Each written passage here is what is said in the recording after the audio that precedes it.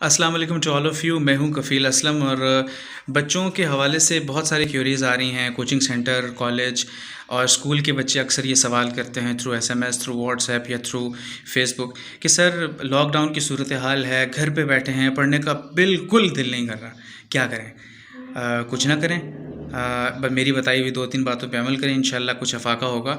پہلی بات تو یہ کہ اٹس این آبویس فنومینا. ہوتا یہ ہے کہ جب آپ کسی خاص سرکل میں اٹھتے بیٹھتے ہیں تو اس کا انفلوئنس آپ پر آ رہا ہوتا ہے. آپ ایسے لڑکوں کے درمیان اٹھنا بیٹھنا شروع کر دیں جو بہت اچھے پڑھنے والے ہیں تو ڈیفینیٹلی آپ کو وہ وائبس آنا شروع ہو جاتی ہے. ان دنوں چونکہ آپ نہ کلاس میں آ رہے ہیں، نہ کالج میں آ رہے ہیں، نہ کوچنگ سینٹرز میں آ رہے ہیں، تو آؤٹ آف ٹچ ہونے کی وجہ سے ڈیفینیٹلی آپ کا تھوڑا سا وہ جو ہے نا دل کرتا ہے پڑھنے کا، وہ اس میں تھوڑی سی ڈیفینیٹلی کمی آئی ہوگی. تو 2 سے 3 کام آپ کر سکتے ہیں. پہلا کام آپ یہ کر سکتے ہیں کہ اگر آپ کے ٹیچرز میں سے کوئی 1 یا 2 ٹیچر اگر آن لائن ان کے ساتھ اگر آپ کوآرڈینیشن کر سکتے ہیں، زوم پہ، واٹس ایپ پہ، اسکائپ پہ، آن لائن کوئی بھی سورس اگر آپ یوز کر کے ان کے ساتھ انٹریکشن کر سکتے ہیں، ان کے ساتھ ایک آدھ سیشن لے سکتے ہیں، تو that would be a good option. ایک چیز.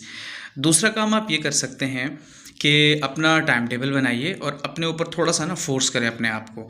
ٹائم ٹیبل بنائیے کہ جی اتنی دیر میں نے اکاؤنٹنگ پڑھنی ہے، اتنی دیر میں نے فزکس پڑھنی ہے، اتنی دیر میں نے انگلش پڑھنی ہے، جو بھی آپ کے سبجیکٹس ہیں. تو ان سبجیکٹس کے حساب سے آپ ٹائم ٹیبل بنا لیجیے اور اس کے حساب سے آپ کام کرنا شروع کر دیں اور اپنے آپ کو ریوارڈ دیں. یعنی میں 2 گھنٹے پڑھنے کے بعد یہ گیم کھیلوں گا، یا 2 گھنٹے کھیلنے کے بعد میں فلاں چیز کھاؤں گا. جو بھی آپ کو جو چیز جس کام کے کرنے میں مزہ آتا ہے تو اپنے آپ کو ریوارڈ دیجیے. 2 کام ہو گئے. اور تیسرا کام یہ ہوتا ہے کہ کلاس کے جو پڑھنے والے بچے ہیں ان کے ساتھ رابطہ رکھیں. کچھ بچے ہیں وہ ٹاپرز ہیں، اچھے گریڈز لیتے ہیں، فرنٹ پہ بیٹھتے ہیں، ٹیچرز کے ساتھ ان کا اچھا کوآرڈینیشن، ان کے مارکس اچھے آتے ہیں، دے آر آلویز انتھوسسٹک. ان کے ساتھ آپ رابطہ رکھیں. جب آپ ان کے ساتھ رابطہ رکھیں گے تو ان کی طرف سے چیزیں آتی رہیں گی، سننے کو پتہ چلتا رہے گا، اچھا تم نے یہ پڑھ لیا، اچھا آپ یہ کر رہے ہو.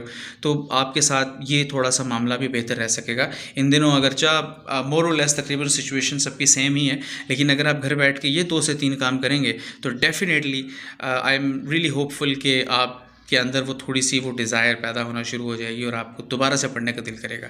اگر آپ کو میری ویڈیو پسند آئی ہے تو میرا چینل ضرور سبسکرائب کیجیے گا. ملتے ہیں انشاءاللہ آپ کے ساتھ اگلی ویڈیو میں کسی اور چیز کے ساتھ. Thank you.